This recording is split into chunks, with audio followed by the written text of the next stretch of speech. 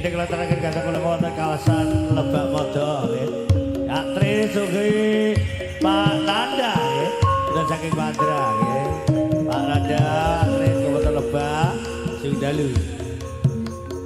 Pak Nopi Sugijan Kabupaten Lemabang Ngasem Lemabang Imbang Lamongan. Ngasem Lemabang Imbang Lamongan Pak Nopi Sugijan.